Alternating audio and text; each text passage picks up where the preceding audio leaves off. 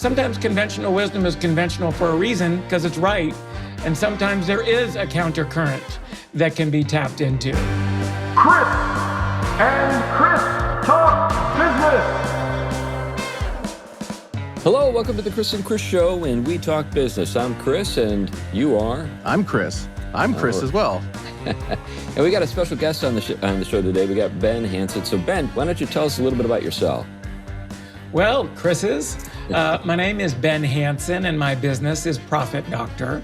And what I do is I work with companies that have millions of dollars of revenue, but don't feel like enough of that top line is getting to the bottom line.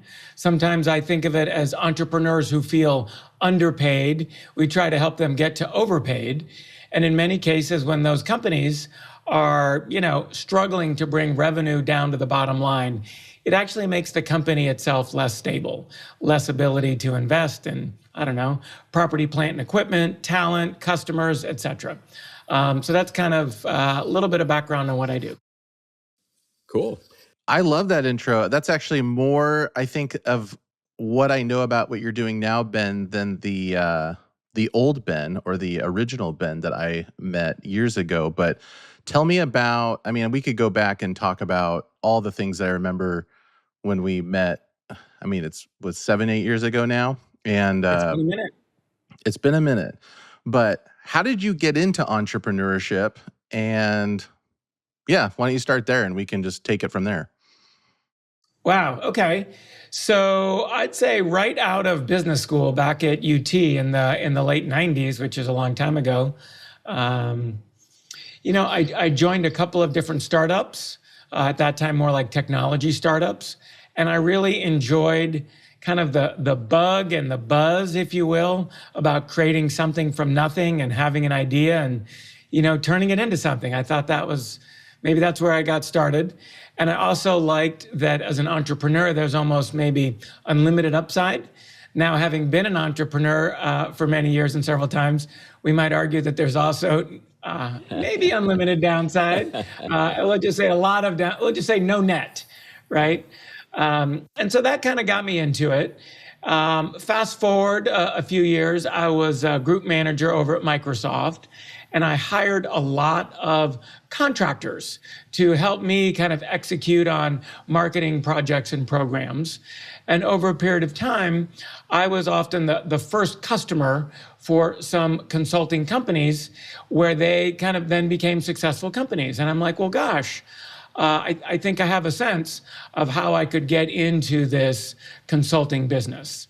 So I kind of like to joke, I started my own company selling what I used to buy to the people that I used to work with. And that was back in 2007. And so that's kind of how I got started with that company. Yeah. Yeah, that's cool. So in terms of the listeners, we have people who are kind of at different levels. We got, Sure. People who are just like getting started, maybe have an idea for something pretty simple with a lot of sweat equity and stuff like that. Then we have people who are kind of in the middle who build a business and are now looking to take it larger. And then we've got people who've got, some fairly good-sized businesses that they're running. Sounds like in terms of your background, you've got stuff that maybe you could say about each one of those levels. Is that right? For sure. I've been a part of Fortune 1 companies, back in the early 2000s. I think Microsoft had that enviable position. And then, the company that I started got to 8 figures, which is, we might call mid-size. And certainly getting to there is more, that scrappy beginning size. Mm-hmm. Great. So, Chris, you have a lot of history with Ben. So, I don't know about a lot of history. I don't know what you mean by that. No, Ben and I met through an entrepreneur group, and I had the pleasure of being in what we called Forum together. And we won't go too much into that, but one thing I remember about Ben, and I don't know if he I'd be curious where he picked up these skills, is Ben has this great ability to help not analyze, but really listen to people going through a struggle in their business. He's good at echoing it back. So, I guess coaching. That would be how so Ben, when did you, unless you disagree with me, but I think you probably do agree with me. You are a good coach. When did you pick up the coaching, and was it at the beginning of your entrepreneur journey? Was it in business school, or was it when you met me? Somehow you were blessed with the experience and said, "Oh, I have to be this. I'm going to be this great coach now." It's the Chris effect, right? I'm sure neither of you guys would talk me out of that. It's true. It's true. I almost wonder, both of my parents are professors of cultural anthropology. Oh, wow. And I think there's like two parts to that. Yeah. One part is in large part how they kind of got their information and insights in order to how to work with people kind of, quote, on the ground, is through interviewing. And I actually think that over the years, I picked up a gift or a skill set in how to interview people. And not just interview them for a job per se, although I did a lot of that in my first company, but more along the lines of how to work with, in my mind, for example, at Microsoft, how do you extract the right information from, let's say, somebody on the product management side or development side so that you understand the product well enough to, market and sell it, or same thing from the customer. What are their requirements? So I think that like interviewing and getting insight from the people you're interviewing, I think is a key thing that I guess I picked up. And I believe it helps with coaching. And it also, I think, is very critical as if you're starting out as a new business owner. Boy, it really helps to know what your customers are up to and what they're interested in. And to the extent with which you can develop your own, I guess, interviewing skill set, I think could be very, very powerful. I think sometimes one of my, honestly, best attributes when I was at Dell or Microsoft, you kind of think of these like large companies and arguably marketing as this sort of ivory tower thing in corporate, like in Redmond. I like going out into the field and talking to customers and sales reps. Why are people buying this? Why are you buying this? And I found that kind of getting those nuggets directly from customers or sales reps, other people within the company, always served me really well. I'd like to drill down into that a little bit, because I think your observations are great, but at the same time, I think that a lot of guys don't think in this way. So when you mentioned customers, knowing customers, what they're looking for, that kind of thing, knowing what they need. But and then you mentioned earlier interviewing prospective hires, people that you would be bringing into your whatever you're working on, and those are two areas where I think an entrepreneur really needs to invest in these skills that you're describing. So, do you have a kind of a list of skills that you could kind of name, or is there stuff that's maybe off the top of your head? Say, well, it's this and this and this. These are the things you need to be able to do. Your background with your parents being cultural anthropologists. I don't know if many people understand what a cultural anthropologist is. I do. I did study some cultural anthropology back in the day, one of my graduate programs, but it really is kind of the art of getting to understand a sort of a cultural environment that is alien to you. So you're kind of an outsider. You're trying to understand it. So, what are some tips that you would give to people when it comes to learning this skill? Wow, that's like 17 questions in one. I'll just pick a few fun ones to get started. I'll give you one example from my parents' work, many, many years ago. My dad was the social scientist on a project led by the United States Food and Agriculture, or USAID. And so he and a couple of farming experts, agronomists and soil scientists and stuff like that, were funded by the US government to go to Malawi, which is in South Central Africa, for a period of 2 years to kind of assess the situation and, provide guidance to like the Ministry of Agriculture in Malawi on how farmers in that area could be more effective to, feed themselves and generate income from their farming. And just as an example, the food science people think of like, how do we grow corn in Iowa? Well, we have, a zillion John Deere tractors and herbicide and pesticide and special seeds. And like a minimum viable farm, I'm just making these numbers up, is, 100,000 acres or whatever it is. And it's like this big machine. Well, maybe the typical farm at that time in Malawi was, I don't know, a half acre, 2 acres, something like that. A husband, a wife, a couple of kids. And what would often happen is the minister or like the people from the Department of Agriculture would go out and speak to a group of these typically men who were the head of the families, explain to them some agriculture stuff, and then go back. And then those men would typically go to the big city to work to get hard currency while their wife did all the farming and raising of the kids. And so there's like 7 layers of what's broken there. But the punchline of the story is that in many cases, the food science people would be like, you should use this seed. Well, the problem is this seed generates a certain kind of corn that is very susceptible, let's say, to pests, or doesn't do well if you don't have this herbicide or pesticide or whatever. And so they're just applying, if you will, the wrong technology to the problem because they don't understand the problem. Whereas, my dad, of course, my hero, rode in on a shining stallion, whatever, and he would, go in and, sit across the table, if you will, from some of these farming families and kind of get a lay of the land, like, what in the heck are you guys doing? And when he realized that, hey, the reason they grow this particular seed is because it's very resistant to pests.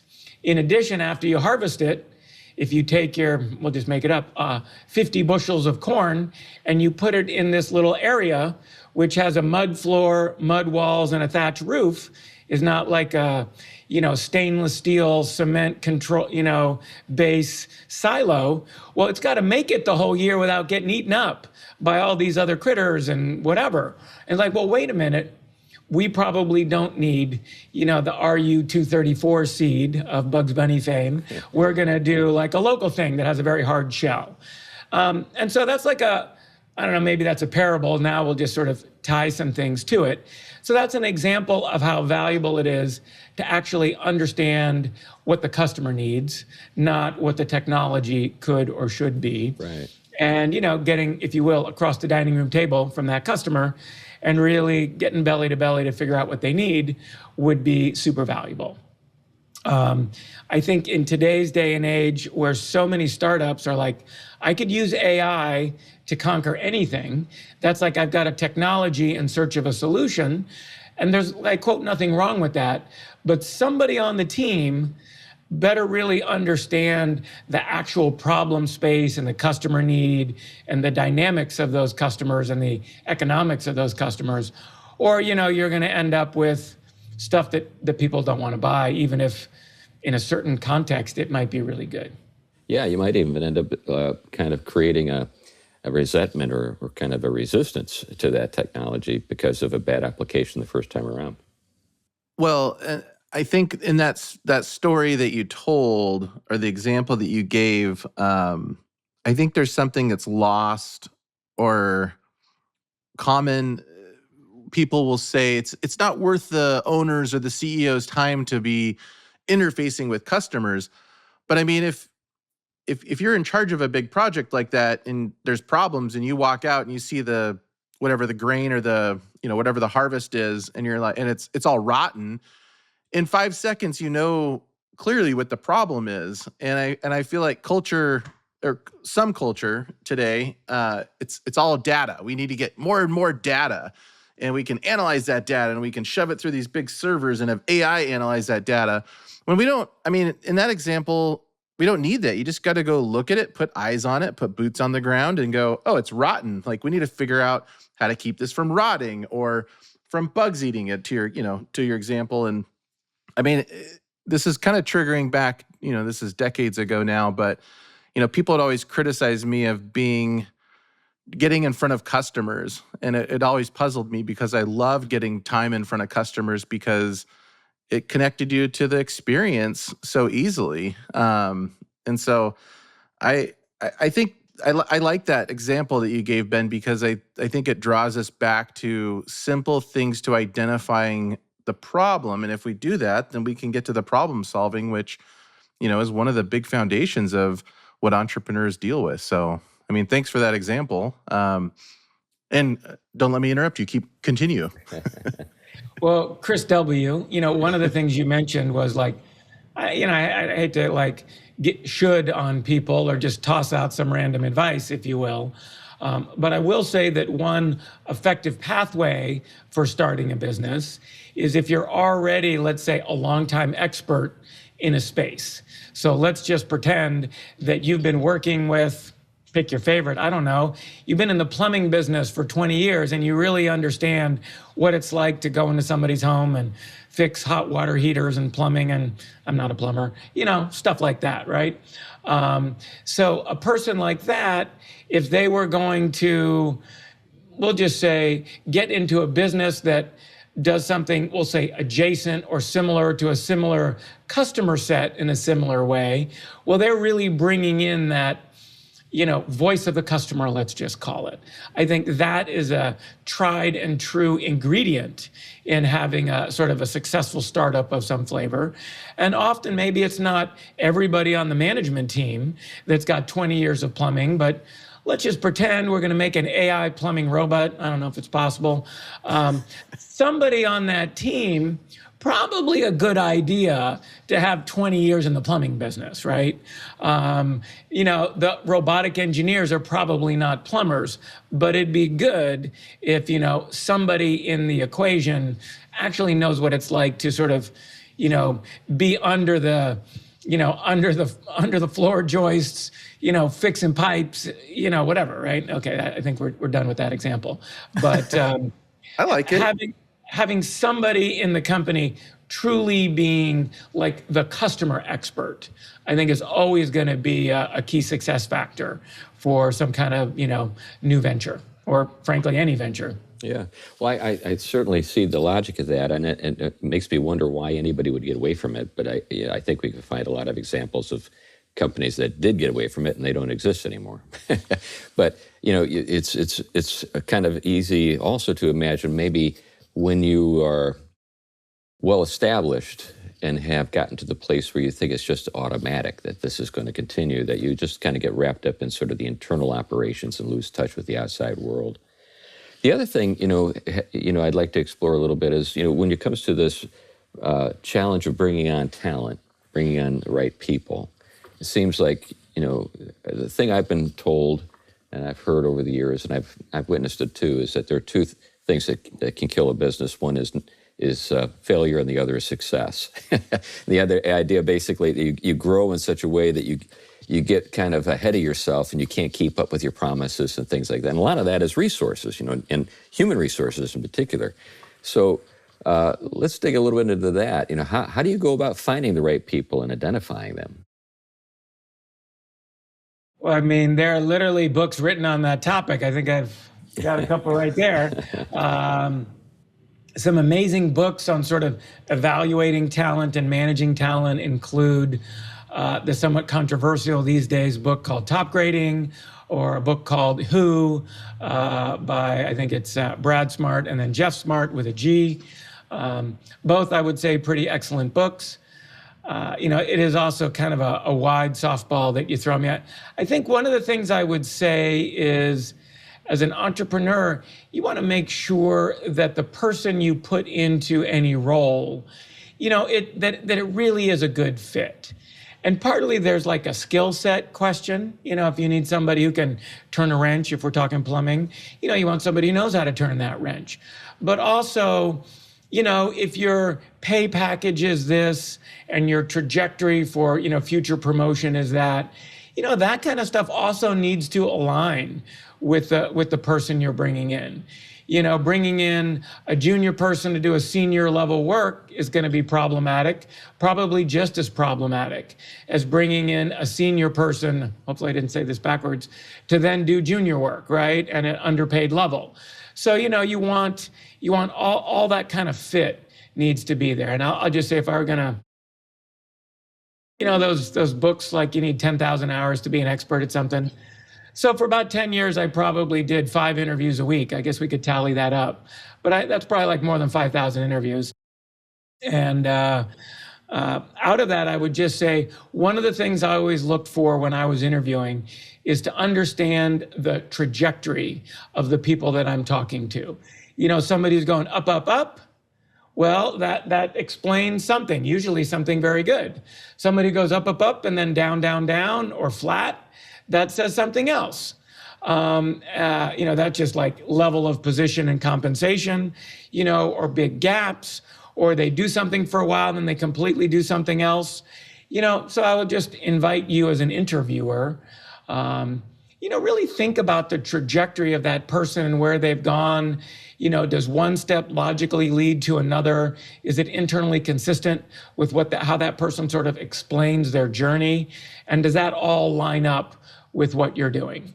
I guess I would just say so many times when I hired somebody where their trajectory was a bit of a head scratcher, I had more misses. Okay. We'll just say when trajectory did not line up, both internally consistent for what they were talking about, and then how that sort of aligned with our needs and our position. Yeah, that's really helpful. Did you understand I'm sure you did, but was this a progression of your wisdom in how to find good team members? Or, do you have instances of, because my journey was, I didn't know a lot. I didn't know anything, and maybe I know a little bit more now, but you're very wise on the topic now. When you started the journey of, this is how I rephrase the question. When you started the journey of recruiting, even for your own business, was it a progression to get to how wise you are today? What mistakes did you make early on? That's probably the most simple question I can ask. Yeah, what mistakes did you make early on? There you go. Well, making mistakes in hiring the wrong people or managing them poorly or doing a poor job of transitioning them up, out, sideways to another role, anything, those are probably some of the lessons carved deepest with a knife, and painful. Obviously after doing, several thousand interviews, you get better over time. So many mistakes. Let me see if I can come up with a great one. I would say one of the biggest areas of two. I'll just share two points here. One is about checking references, and then one is what to really look for. When I started, I had this. When I started, I had this idea of, can this person do the job? And I will say that the evolution of that is, are you 90% certain this person is going to be an A player or a top performer in this job? When you realize the expensive downside of making a hiring mistake, you realize that hoping that someone can grow into a job often puts too much of your own thinking into what it would take to do it and how you would do it, rather than can they demonstrate that. One big piece of advice that I would share after, literally hundreds and hundreds of hiring decisions and thousands of interviews is to shift from, can somebody do it, to, am I highly confident that they're going to be great at it? It's a shift in mindset, which I would definitely encourage hiring managers to make. And as we scale that, big companies, super important and valuable. Same for mid-level companies, maybe even more important for small companies. If it's you and 1 to 5 employees, if 1 or 2 of those employees are not doing great, it's going to be hard for you to win that game. When it comes to attracting the people that make it easier for you to make that hire that you just described, someone that's likely to excel, I think about a parallel that I'm a landlord. I've got lots of property and have filled lots of units over the years. And I have certain strategies that I have developed to get a lot of applications because I'm looking for one person, not 100, but I need 100 to find the one. And so how have you had that kind of experience with hiring? Does it work that way, or is there something else that maybe my example is missing? Yeah, the topic from before was references, but I think what you're bringing up is super. I mean, it is almost the definition of how a person wants to market. Is it broad or narrow? How many people do they need to bring in to get how many people through the process? And I guess I'll say that there's there's value in more application or applicant flow for your role, I think it's also a good idea to telegraph what it is that you're looking for, or, if you're looking for orange candidates, to broadcast, we're looking for orange candidates instead of the rainbow of color of candidates. You might get fewer candidates, but maybe they're more targeted. I mean, that's a little bit of a strategy question. But what I will say is, if your ad is magnetic to the kind of people you're looking for, that seems like a good choice. If it's drawing in a lot of other people, I mean, that seems like it's just going to be more work to sort of sort it out. But there is also an aspect of, casting a wide net to get enough of an inbound flow. Mm-hmm. This reminds me of your experience, Chris, when you were talking about how you started your company. Your initial state, you started with, we'll hire just anybody we know. Yeah. And then I thought they were just going to show up, and then, they didn't. So, I went to church and just started pulling people from church that didn't have jobs, which was, hire a bunch of people that don't have jobs. That's a bad formula. Yeah. But I interrupted you. No, but you started off maybe assuming that, okay, because they're in my church, there'll be a good talent pool. That's, sure. Yeah, as a pastor, that I can tell you that's not a good assumption. But I'm go ahead. Sorry. But how did you get to the place where you're doing it a little more like Ben is describing? It was, probably close to more than a decade of trial and error, and then going through several consultants that had programs, and usually arguing and fighting with them, realizing at the end of it that they were right, they had truths, and also I had. Go ahead. So Ben, have you had to wrestle this guy to the carpet a few times to get him to wise up? Chris is like a self-guided missile, he course corrects on his own. You're too sweet. Wait, I didn't finish. I didn't say that he got there the fastest way, but I'm not sure he's a guy that is easily swayed off course by the advice of other people. I think he eventually sort of finds his way to the target, but he's got to get there a little bit on his own. But he's hit a lot of targets, if you will. I don't know where we got in this self-guided missile I'll metaphor. take it. I like it. But I think Chris has accomplished a lot professionally. In many cases, what's the word? Not being a conformist, doing it his own way, and kind of a counter to the normal, maybe not counterintuitive, counter to like the conventional, not unconventionally. There you go. Yeah. And so I think he is kind of a trial and error guy a little bit, but he's got some very powerful internally guiding principles, if you will, gyroscopic principles that are going to get him to the target there. Now, is that a pretty characteristic of entrepreneurs? I would assume it is, but you've worked with a lot of different people. Well, I would say that successful entrepreneurs are sometimes different from less successful entrepreneurs based on luck. But sometimes it is that, like the nature of being an entrepreneur. There's a lot of different kind of entrepreneurial pathways, right? If you used to be the best plumber at the plumbing company, and then you go hang your own shingle, that's a pretty linear next step. And you don't have to be that brilliant in the sense that you've figured out things that other people don't understand. But if, last year you were a plumber and this year you decided, I don't think the way they're doing robotics is right, and we're going to build a new quadcopter. Like, that guy is trying to do something counterintuitive to what other people are doing. And so you're almost like going against the grain of conventional wisdom, right? And so that class of entrepreneurs that their business is kind of contrarian and going against the popular wisdom, some of those folks win and some of those folks doesn't. Some of it's luck. But a lot of it is like sometimes conventional wisdom is conventional for a reason because it's right. And sometimes there is a countercurrent that can be tapped into. And the trick is, man, it's sometimes hard to tell. They do this folklore of like Colonel Sanders. I mean, I don't know if it's true, that he came up with his chicken recipe and he shopped it to like a zillion chicken stores or whatever. And finally, the zillionth and one said, okay. Like, I don't know, that's an example of a guy who basically bet it all on kind of counterculture or, counterintuitive thinking. And maybe he hit it big.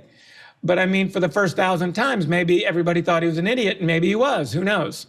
So it's kind of tricky to be able to tell the difference between like the madman who is going counter to conventional logic and then like the genius who's going counter to conventional logic. Man, I don't know how to tell exactly. Yeah. Well, I think that many of us, when we think about like entrepreneurs, we assume they're all the genius guys and that they did it my way. They sang that song and didn't follow the conventional path of wisdom. But what I'm hearing you say is that no, it's a mix. Well, I think I was just saying that there's some businesses that are sort of a very linear offshoot of your background and experience and things that are already being done, right? If you're going to try to stand up a business that's 10 Subways, that's like Subway sandwich shops, you're kind of riding conventional wisdom there, right? But if you decide, sandwiches are insanity, we're going to come up with lettuce hand rolls and, sandwiches are going the way of the dodo. Well, maybe you're right, maybe you're wrong. I don't know what to say on that one. But that is like going counter to conventional wisdom, right? Yep. And so there's certainly both categories.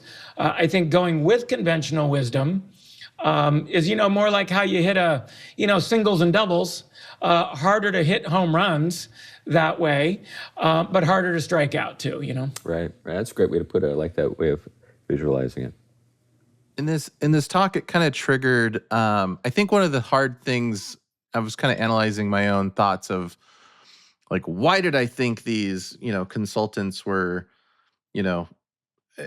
wrong, if you will, and Ben's comment of, not accepting, things at first glance.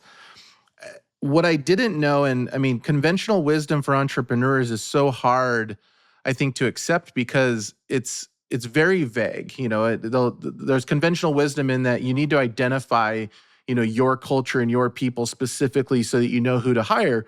But nobody tells you, because nobody can, who those people are and what your culture is going to be.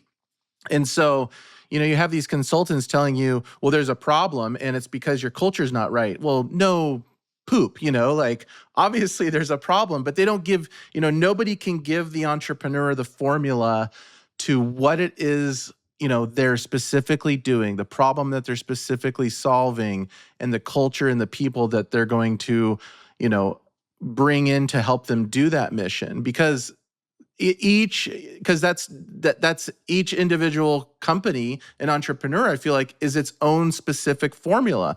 And we see that with all the successful companies. They're all connected together with this, they all have specific intentional cultures, but the cultures are completely different. And so I think that's, even the books can talk about top grading, but they're not going to ever define for an entrepreneur what his culture is going to be, what his mission is going to be, because they're the only ones that can define that. And I'm just realizing now that was probably highly frustrating for me. I had the whole world telling me all the problems and nobody to tell me the solution, and nobody told me that I had to come up with the solution. And so, thanks for bringing that out, Ben. I'm going to be unraveling that one for a couple of weeks now. Here to help. I'll follow up with a question. If you can you tell us the worst hire, not the person, obviously, but give us an example Chris of Flugstad. Yeah, I'll take it. I'm the worst hire ever. But no, and not hiring for one of the companies that you did recruiting for, but like for personal hires, like what's an example of the worst hire you ever made, and not to rip on them, but yeah, can you give me a story? Oh my gosh. Most of those wounds are like the scab is semi healed at this point. You're digging up like my closet of horrors. Let's just go. Let's go first worst. Yeah. I don't know if that's FIFO or whatever that is. So I set up shop and I placed my first consultant. I'm like, man, I'm off to the races. And I don't know, a month or two later, by then I've got maybe one or two other people on projects. And I get a call from the client. And it's one of those calls like, hey, can you come down here this morning? Like now? And it's just like, didn't sound like a good kind of call, Most customers like, next Thursday, I could fit you in for 15 minutes. This is like, I need you to come over right now. So I come over and come to find out that my first consultant engagement had blown up spectacularly. This is back when there were like corporate printers and a big office, and there's like an area with like a couple of like large printers. And in order to tell which print job is yours, it puts your name on a little separator sheet, and then it prints your papers or whatever. Well, when the general manager's admin had gone to sort out some of those things, they found something, we'll just make it up, 100 print jobs, all with my guy's name on the separator sheet, all of pornography. Ooh. And you're like, well, I don't know that one's repairable.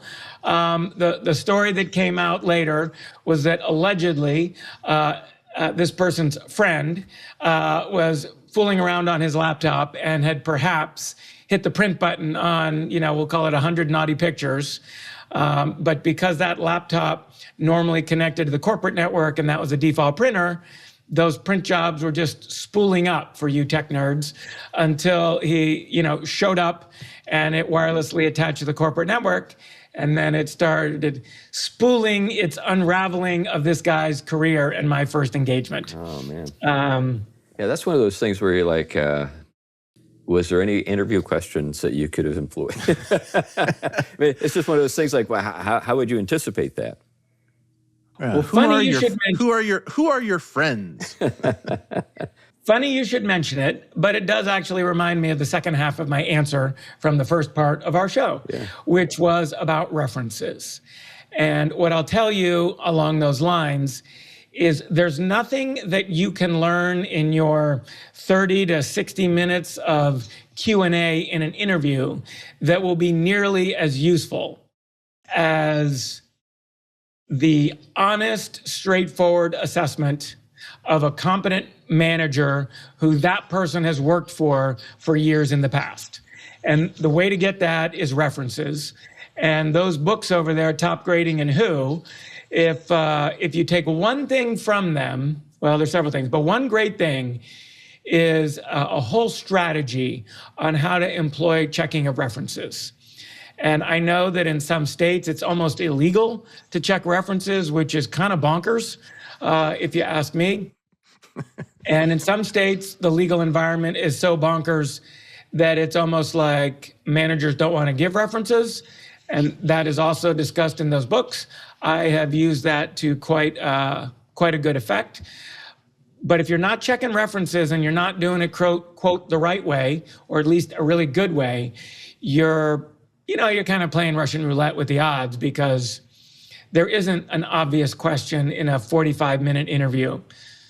So, are you addicted to porn and dumb enough not to know, since you're kind of working in technology marketing, that if you hit the print button 1,000 times on your laptop and nothing comes out, probably shouldn't just la-di-da walk into a corporate network, or have friends who think it's funny on your corporate machine to like print out a bunch of porn? Like, I mean, that's like, it's like a Darwin Award.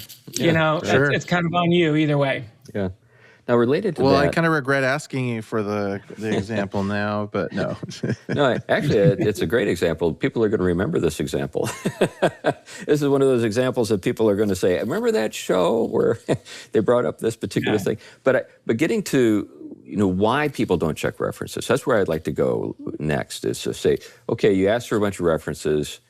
My guess is that some people, when they get the references, don't actually check them out. And now that seems odd, but I also can think of reasons why. I think maybe one reason would be, well, I'm a good read of people. I don't need to do it. I think he's okay. I think he's okay guy, and so I don't need to check in on it. Or I'm really busy, and that takes a lot of work, or maybe I feel uncomfortable digging into things. Am I on the right track with some of this? Yeah, for sure. I think another thing is the way a lot of people check for references sends them to HR, and HR gives you dates of employment and are they subject to rehire. And as I mentioned, in addition to sometimes quote checking references is a little sneaky, or asking people for prior compensation, I think might even be illegal in some states. It's also the case that many companies try to avoid providing substantive references. And so they're eager to hand that back to some flavor of HR to give you a no answer. So how do you get past that? What are some techniques that you could use to kind of get to the truth? Well, I'd chat GPT, what's the strategy for effective reference checking from top grading and who to get the whole thing. But from memory, what I would say is, okay, you guys like a story? Let me give you a story. So Chris W., over your life, how many employees would you say you've had? Oh, not all that many, maybe 20. Okay. You can put in a real name or a fake name for somebody who's one of your top stars. Let's hear a name. You don't have to say if it's real or fake. Okay, Jim. Jim. So the phone rings, you pick it up, you thought it was whatever you thought it was, and you didn't screen it very carefully. And I say, hey, this is Ben Hansen. Jim gave me your name as a reference. And I was wondering if you had 15 minutes to help me out with that. What is your instinct and what is your motivation and what are you wired to want to do next? So I would say, in terms of me interviewing the guy. So No. Jim works for you. I'm the guy. Yeah. You're you. Yeah. So, and I'm calling for a reference on Jim. Okay, I get it. So probably my instinct is if I like him to give him something glowing. Maybe downplay anything or maybe kind of a lied over anything that might be a problem. That'd be because I'm a nice guy and I want to be a nice guy. But you shouldn't have to try too hard with this guy because you said he was your number one, right? Right. That's true. So the standard answer, if you will, is you are going to deliver a reference. It's going to be a glowing reference. And I should be able to pick up that you are actively trying to sell me on hiring Jim. Mm-hmm. Right. Okay? Yep. Now let's play another game. What is the name of one of your worst hires? Oh, we'll call him Bob. Let's okay, Bob. Okay. So you check your voicemail and it says, hey, Mr. Wiley, my name is Ben Hansen. Bob has been interviewing with our company and he gave me you as a reference. My number, 555, whatever. Would you call me back so that I could ask you how it went with Bob? What are you thinking? I don't really care to call you back. Yeah. Okay. Now, if I really hated Bob, maybe I'd call you back. Yeah. So number one, your first instinct is not go out of your way to sell Bob to me, get me on the phone, like proactively reach out. Your first instinct is to dodge the call. Right? So if somebody's references kind of don't get back to you, so to speak, what does that mean? Yeah. Right? Yeah, you can read between the lines for sure. And then separately, let's just say foolishly, you somehow don't realize it's quote a telemarketer or whatever. You answer the phone. Hey, Chris, I just need 5 minutes. It's Ben Hansen. Bob gave me your name as a reference. Go. You're on the spot. Yeah. What are you thinking? What is your instinct here? Well, I probably still am kind of cautious because I don't know you, for one thing. I don't know just how much I should say. I don't want to open myself up to some kind of retribution from Bob. So I'm probably slow and hesitant and humming and hawing. Yep. Would you, there's a multiple choice. Either Chris can answer. Let's pretend you're at a big company, Caterpillar, Boeing, the city of Memphis. Give me 3 no answer answers that could get you off the hook. Hey, Chris, I need a reference on Bob. Can you help me? Bob worked here from January of the 7th, 2012 to the January 9th of 2012. No answer. You got another one?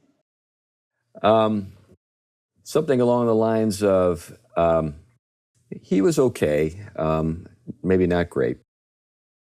He did what we asked him to do, but maybe I'm even being more honest than I would be. But that's an answer. Most people won't give you that. Most people, maybe you guys don't have a lot of big company background, but if you had big company background, you'd be like, our company has a policy against providing references. If you'd like, I could give you the number of HR, or, hey, let me transfer you to HR, or similar non-answer answers. And so for those of you listening, hey, Claude, could you reverse engineer the last 5 minutes of this conversation to how I could actually effectively get references with the guidance of the book, Top Grading and Who? But I guess my point there is, I forgot all the names. Well, the gyms of the world, the ones that are your stars, old hiring managers will go out of their way to get Jim hired by you. Hey, I know it's midnight. Is it too late for me to call you back? I just wanted to tell you, I'm calling in from vacation because I wanted you to know Jim is a star. Right. I'm calling in from maternity leave to tell you that Jim is a star. Versus Bob, let me give you 100 reasons. First of all, let me never call you back. Let me dodge. Let me not take this call. Let me give you 100 reasons why. Call corporate policy, HR, the law forbids me from whatever. I got to go, click. I'm on vacation till, 2029, whatever. Right. Well, that's So great. this kind of begs the question, why would you deny, to your point of references? Why would we deny ourselves that kind of input on a team member that we want to bring into our team, which it's so night and day? I mean, to not seek references would just be idiotic. I mean, it would be. It would just be so stupid. But I mean, have I failed at that numerous times? Yes, and I'll probably keep failing at that because I probably think I know better. And this is a good lesson to myself and anybody else that might feel like me. Get references, because I mean, the examples you just gave, it's like one person is a rock star, and one person we should avoid like the plague. Well, and what I'm picking up here is you got to be able to read the silences, or read the excuses, or read the different methods that people are using to put you off, and interpret that in the worst possible light, and just say, okay, or at least say, I don't have enough to work with here to hire this guy. It kind of circles back to part 1 of this answer from the beginning, which is to switch from can they do it to am I highly confident they're going to be great? And so when you get a deafening silence from your reference check, you are highly likely to lose out on a couple of, if you're going to hire 50 people, you might lose out on, heck, 10 or 20 who could have been great because you weren't taking a chance for input all the reasons, right? But the question is, if you hold out for people you're highly confident in, while you may miss out in some, diamonds in the rough, so to speak, I think it pays off. And none of that is to say, I was about to say don't take a chance on, but that's exactly not the right advice. But none of that is to say that someone without all the skills and experience, you couldn't, quote, see if you could skill them up. A lot of people like, I'm going to hire for culture fit or whatever. There's plenty of jobs where you could train somebody to do it well. Now that it does insert another level of risk, like maybe they won't learn it. But, McDonald's doesn't hire people because they already know how to make a hamburger. That's not their problem space. They want people who, show up, ready to work, quote, not drunk, good character, ethos, customer service skills, stuff like that. But they're not hiring for who knows how to make Big Macs, as far as I'm aware. And maybe they don't. They've already got a system for that, Yeah. One more question, kind of digging into the references.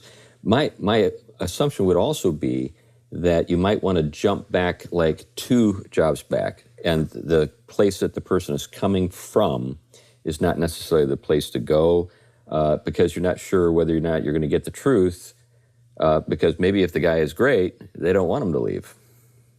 There's a lot there. I don't see a ton of gamesmanship where if they don't want him to leave, somehow you don't get a reference or whatever.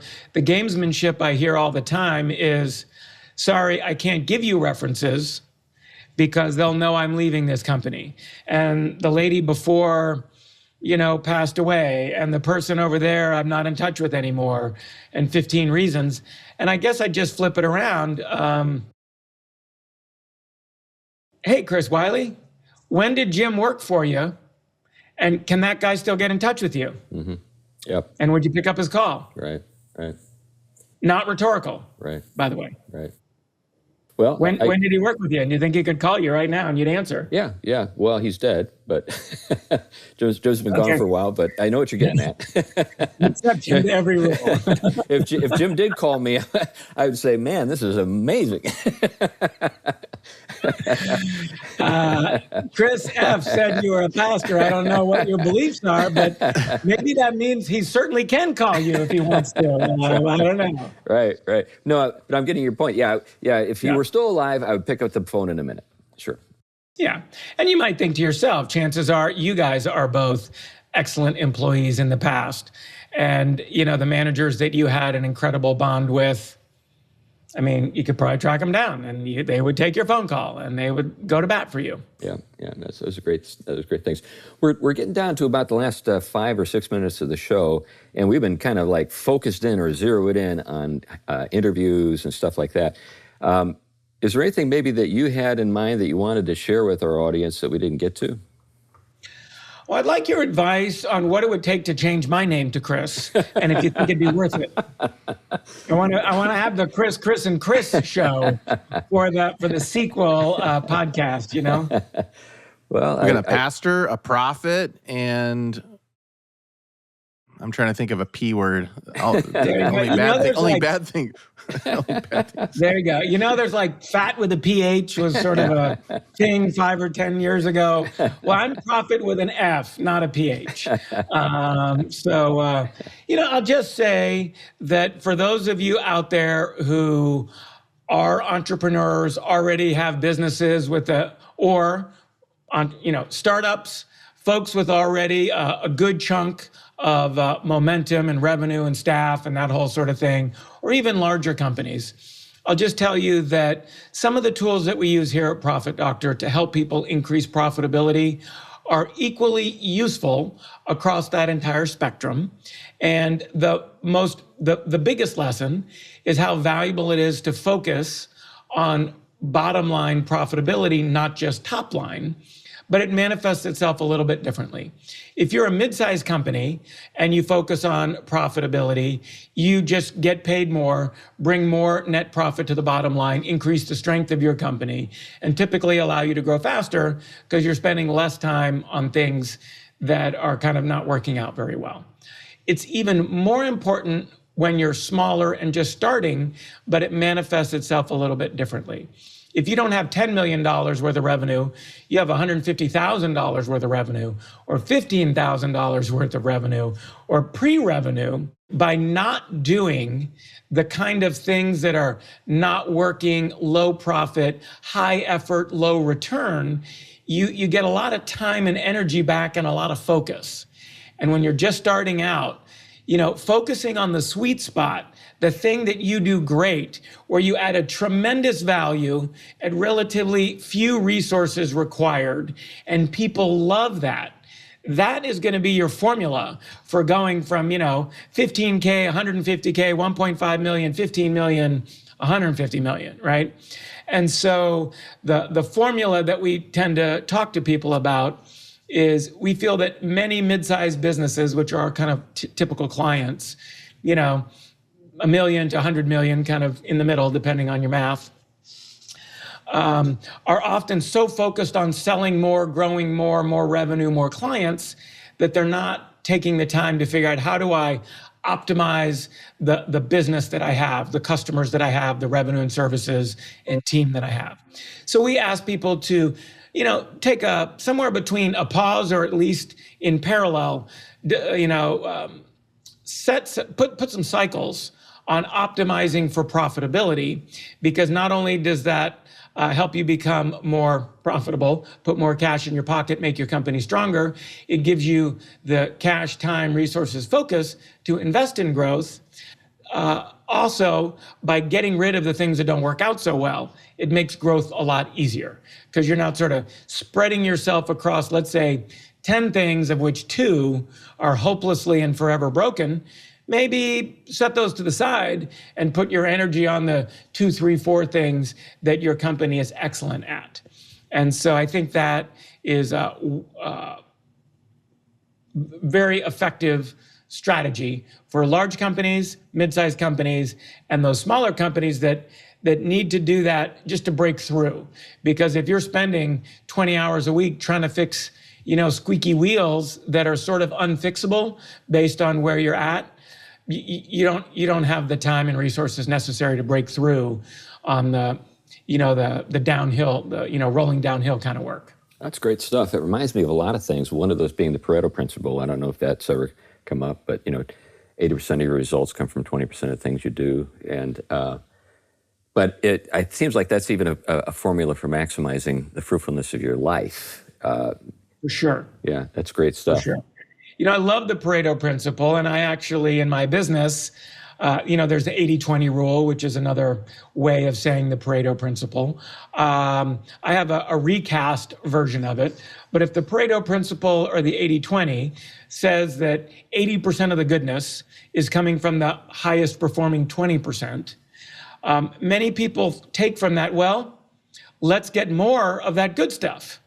And that seems like a very obvious and good idea. What I suggest is to start with the reverse of that. If 80% of the goodness is coming from the top 20%, what is happening from the worst 20%? I would just say likely 80% of your failures, 80% of your headaches, 80% of the sabotage, waste, boat anchorage of your business, friction. And that stuff can often be exited from the company with very little downside, tremendous upside. And then, you kind of reinvest those freed up cycles, resources, time, focus, capital, partly, in many cases, paying the owner what they should have been paying and were suffering all this time without, and then partly reinvesting in, growth and staff and expansion and, all the things that a cash-starved company might find the use for with a few extra $100,000 of free capital. That's great. That's great. I got too many more questions, but I feel like people should just, if they have questions like I do, I think they should just reach out to Ben at profitdoctor.com. Right. Well, let's do it. Come to the website. It's not a profit with a PH. It's profit like money, doctor like, medical. And we've got a bunch of free tools. We've got a lot to say there. There's a YouTube channel. You could, certainly if you're a business owner and are looking for some help, I think there's a way to just schedule a time with me. we have a great free tool. It's called Profit Doctor. You can find it, profitdoctor.com/leak, LEAK. It helps you find out where, typically $50,000 to $100,000 of profit, maybe per million of revenue, might be leaking out of your company. Wow. Ooh, I like that. Well, that's great. Yeah. Well, we'll definitely put that in the show notes as well. So people, if they want to just find the link, look at the show notes and it'll take you right there. Anyway, Ben, this has been great. Thank you for your time. Yeah, thanks a lot, Ben. Yeah, it's been a pleasure. Great to see you again, Chris, and to meet you, Chris.